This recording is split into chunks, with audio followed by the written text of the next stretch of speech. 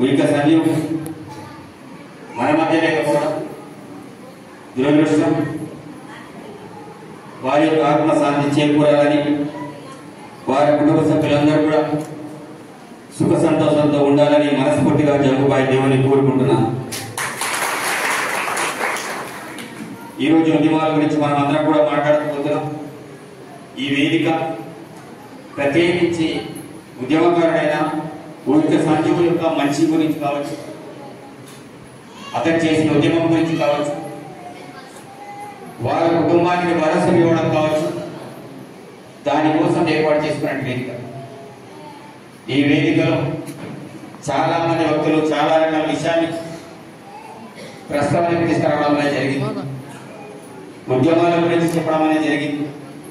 చాలా మంది వ్యక్తులు శ్రీరామ్ సంభు గారి గురించి కావచ్చు, ఉయిక సంజీవ్ గురించి కావచ్చు, చనిపోయిన అమరులైన ఆదివాసీ ఉద్యమకారుల గురించి కావచ్చు, చాలా విషయాన్ని అనేక రూపాల్లో అనేక విధాలుగా చెప్పడం అనేది జరిగింది. వాస్తవంగా ఆ రోజుల్లో నేను ఒక విద్యార్థి నాయకుడిగా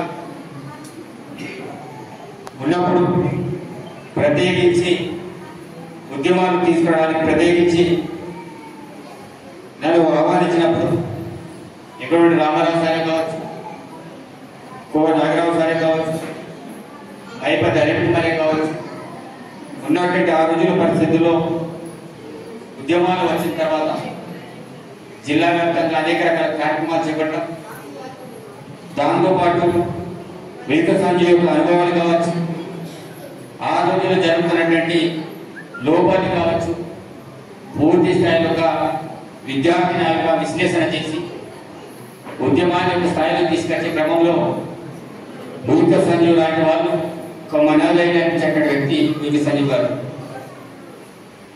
ప్రతి విషయంలో తోడు నీడగా ఉండి అట్లాగా మా ఇంట్లో ఇట్లా అట్లని ప్రతి అంశాన్ని కూడా ఎంకరేజ్మెంట్ చేసేటువంటి వాళ్ళు. వాస్తవంగా చిరంజీవి గారు, ఉయిక సంజీవ్ గారు ఆ రోజుల్లో ఏ స్థాయిలో వారి యొక్క పేరుపోయిందో అందరికీ తెలుసు. మీడియా మిత్రులని కావచ్చు, మిగతా సామాజిక వర్గాలని కావచ్చు, వాళ్ళు ఇచ్చే గౌరవం, వాళ్ళు మాట్లాడే మాటతనం, వర్ణనచ్చడం, వాళ్ళు ఉండేటువంటి విధానం చాలా గొప్పగా ఉన్నతంగా ఉద్యమాన్ని నడిపించే వాళ్ళలో వారిని మనం అందరం కూడా మర్చిపోవాల్సిన అవసరం లేదు. వాస్తవం వాళ్ళు చేసే ఉద్యమాల్లో ఎలాంటి స్వార్థం కానీ, ఎలాంటి బ్లాక్మెయిలిజం కానీ, ఎలాంటి దురుద్దేశం కానీ వాళ్ళలో కనపడాలి. అందుకే మనం ఇప్పుడు కూడా మాట్లాడాం, శ్రీరామ్ సంభు గారికి కనీసం ఒక పెద్ద ఇంటిని కట్టలేకపోయారు, ఉయిక సంజీవ్ గారికి ప్రస్తుతం కూడా వెళ్ళలేదు అని మనం అందరం కూడా మాట్లాడుతున్నామంటే దీని యొక్క ఉద్దేశం ఏంటో మీరు అందరూ కూడా ఆలోచన చేయాలి. వాళ్ళు ఏ రోజు కూడా డబ్బులు సంపాదించాలనో, నా కుటుంబం బాగుండాలనో, నాకే ఎక్కువ భూములు ఉండాలనో ఏది కూడా వాళ్ళు చేయలేదు. వాళ్ళు నిస్వార్థంగా ఆదివాసీ హక్కుల కోసం కుమ్రం భీమ్ లాంటి వారిని స్ఫూర్తిగా తీసుకొని వారి యొక్క ఆశయాల సాధన కోసం ఈరోజు ఉయిక సంజీవ్ గారు కావచ్చు, శ్రీరామ్ సంభు గారు కావచ్చు, మిగతా ఉద్యమకారులు కావచ్చు, ఆ యొక్క ఆశయాల కోసం వారందరూ కూడా పనిచేయడం అనేది జరిగింది. ఒకవైపు నక్సలైట్లతో భయం, ఒకవైపు పోలీసులతో భయం, అలాంటి భయాందోళనకరమైన వాతావరణం కూడా ఈరోజు ఆదివాసుని జాగృతం చేసి ఒక తాటి పైన తీసుకెళ్లేసి చాలా మంది ఉద్యమకారులను తయారు చేసిన వ్యక్తులు ఈరోజు వాళ్ళకి ఆ పేరు ఉంది. ఈరోజు దెబ్బపల్లి నరసింహరావు గారు కావచ్చు. వాస్తవంగా ఆలోచన చేయండి, ఆ రోజు ఉద్యమాలకి నేటి ఉద్యమాలకి ఆకాశానికి భూమి మధ్య వ్యత్యాసం ఉంటుంది. కాబట్టి వాస్తవంగా నేను కోరుకునేది ఒకటే, ఇలాంటి ఉద్యమకాన్ని ఆదుకోవడం, వారందరినీ కూడా చూడడం మనందరి బాధ్యత. తప్పకుండా ఆ రోజుల్లో నేను ఉద్యమాలు చేసినప్పుడు కూడా వాస్తవంగా శ్రీరామ్ సంభు గారి గురించి కావచ్చు, ఉయిక సంజీవ్ గారి గురించి కావచ్చు, మిగతా ఉద్యమకారుల గురించి కావచ్చు, చాలా రకాలుగా విశ్లేషణ చేస్తున్న వ్యక్తులు. నేను కూడా ఉద్యమాలు ఉన్నా, నేను కూడా చాలా మంది ఉద్యమాన్ని విద్యార్థి నాయకుల్ని ఈరోజు స్వచ్ఛందంగా తయారు చేసుకున్నా. ఈరోజు కాసిపేట నుండి జంగు కావచ్చు, అక్కడ టీమే కావచ్చు, వాళ్ళందరినీ కూడా ఆ రోజుల్లో బండి మీద వెళ్ళి వాళ్ళందరినీ విద్యార్థి నాయకులు జరిగింది.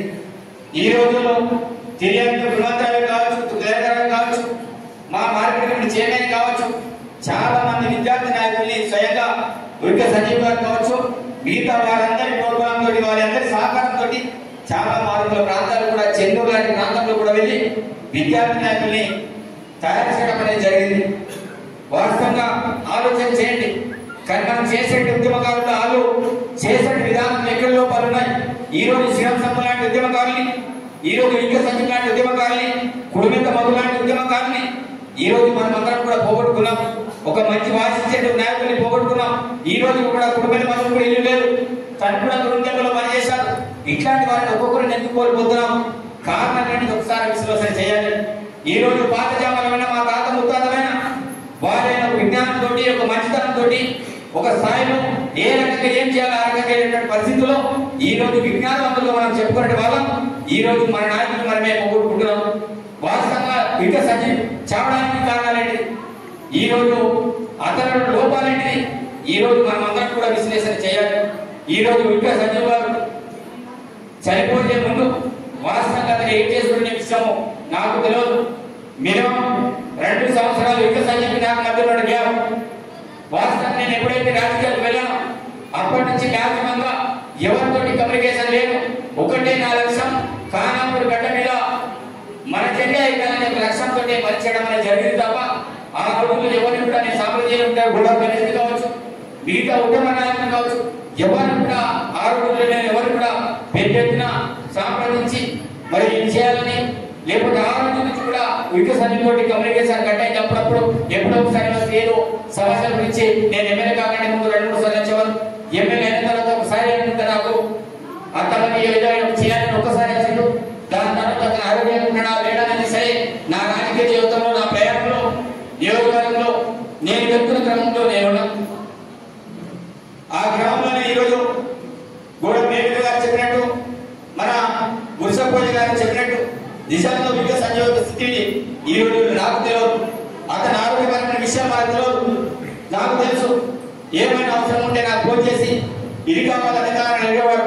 ఒక 4 రోజుల క్రితం కూడా మాకు నేను ఇల్లు కట్టుకుంటున్నా, నాకు ఇల్లు కావాలని చేయాలి, కొంత అమౌంట్ అవ్వాలని అడిగితే సరే మనం చరిత్రను కామన్ అడుగుతున్నట్టుగా మనం ఏం పట్టించుకోలేదు.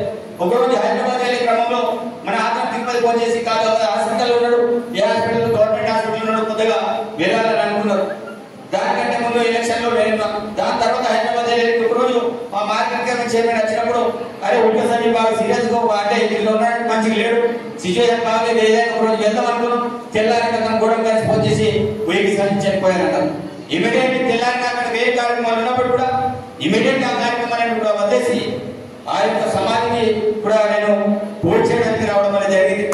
ఈ రోజు ఇంకా సంజీవ్ మీద ప్రేమ అవగాహన ఉంది కాబట్టి ఈ రోజు నేను ఆ రోజులు సమాజంలోనే సరే శ్మశాన సభ ఏర్పాటు చేస్తున్నాడు, మీరు ఏర్పాటు చేయండి, భోజనం కావచ్చు, మిగతా అన్ని కార్యక్రమాలు కావచ్చు నేను చూసుకుంటాను ఆ రోజు నేను చెప్పి ప్రత్యేకించి ఈ రోజు ఇక్కడ కార్యక్రమాలు ఏర్పాటు చేయడం అనేది జరిగింది. ఇవన్నీ విషయాలు ఎందుకు చెప్తున్నానంటే ఇంకా సంజీవ్ అనేవాడు ఎవరికి కీడు చేయాలి, ఎవరికి చెడు చేయాలి. వ్యక్తిగతమైన కొన్ని లోపాలు ఉన్నాయి. ఆ లోపాలన్నింటి దగ్గర ఉన్నటువంటి వేదిక మీద ప్రతి ఒక్కరు కూడా తెలుసు. అట్లాంటి వ్యక్తిగత లోపాలని ఎప్పుడైతే మనం దూరం చేసుకుంటామో అప్పుడే మన సమాజం బాగుపడుతుంది, మనకు నాయకులను కాపాడగలుగుతాం. ఈ రోజు చెడవలటువంటి వాళ్ళు ఎవరైనా సరే ఒక ఉద్యమ నాయకుడికి కొన్ని లక్షణాలు ఉండాలి. ఆ లక్షణాలు లేకపోతే మనం ఉద్యమకారులుగా ముందుకు వెళ్ళాలి. నేను ప్రయాణించిన ఉద్యమకాలంలో నేను చాలా విషయాలు నేను నేర్చుకున్నాను. ఈ రోజు ఇంకా సజీవే కావచ్చు, ఈ రోజు శ్రీరామ్ సంబరే కావచ్చు, ఎందుకు వీళ్ళ ఏదో స్టేజ్ ఉండాలి కదా, ఎందుకు ఈ స్టేజ్ ఉండాలని నేను విశ్లేషణ చేస్తున్నాను. ఎందుకంటే ఒక్కొక్క రకంగా ఒక్కొక్క రకమైన అనుభవం, ఒక్కొక్క రకంగా ఒక్కొక్క రకమైన క్యారెక్టర్. అది దాన్ని మనం ఈ వేదికలో మనం వాళ్ళు ఇంత చేసినట్టు చెప్పడానికి లేదు. కానీ వాస్తవ విషయాలు మనం ఆత్మవిమర్శన చేసుకోవాలి. ఈ రోజు వాళ్ళు ఉండేది ఒక మినిస్టర్ స్థాయిలో శ్రీరామ్ సంబరే వ్యక్తి, వైఎస్ఆర్ ఎప్పుడో ఎమ్మెల్యే అయినటువంటి వ్యక్తి. కానీ ఆ రోజుల్లో వాళ్ళకి ఇట్లాంటి రాజకీయపరమైన ఆలోచన లేవు, ఎలాంటి దురుద్దేశం లేదు, ఆస్తులు అంతస్తులు సంపాదించిన కాన్సెప్ట్ అసలే లేదు. కాబట్టి అట్లాంటి నిస్వార్థమైన వ్యక్తుల్లో కొన్ని లీడర్లకు కొన్ని క్వాలిటీస్ ఉండాలి. అది నేను చెప్తేనే ఇంకెవడో చెప్తేనే మనం చేయడం కాదు. ఈ రోజు మనసు అనే వాడికి ఈ రోజు తాగుడు అలవాటు ఉండకూడదు, లీడర్ అనే వాడికి తాగుడు అలవాటు ఉండకూడదు.